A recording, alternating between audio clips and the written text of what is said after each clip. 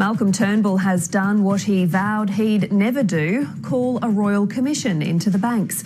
The Prime Minister says he ordered it not because it's needed, but because the political fight over establishing an inquiry threatened to undermine the national economy.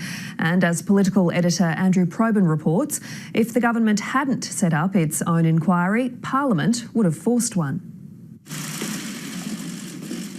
Good morning. Like any painful backflip, it's all in the landing. Only the government can ensure that a Royal Commission is created with responsible, comprehensive terms of reference.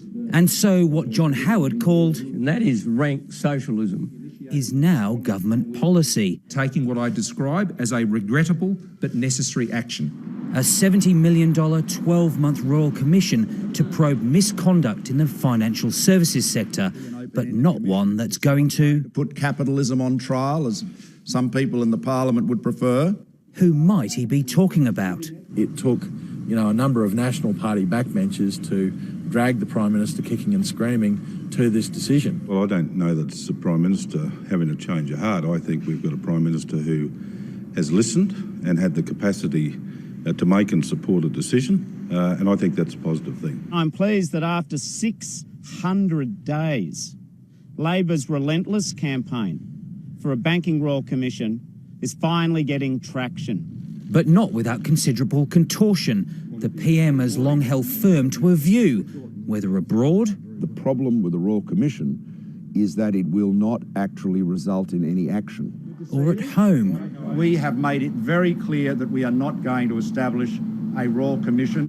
That was Tuesday, but the big banks had sniffed the breeze, telling the Treasurer this morning they'd support a properly constituted inquiry, even though it was unwarranted. only with a permission slip from the banks have they called a royal commission. The cost of not doing a royal commission is much higher from a reputation internationally point of view than the cost of actually conducting a royal commission. This is an exercise in political salvage.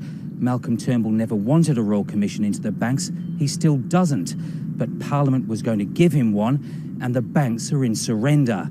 At least with this one, he gets to design it, which is some consolation, but not much. Well, government's policy remains the same until it's changed. A political philosophy with flexibility at its core. Andrew Probyn, ABC News, Canberra.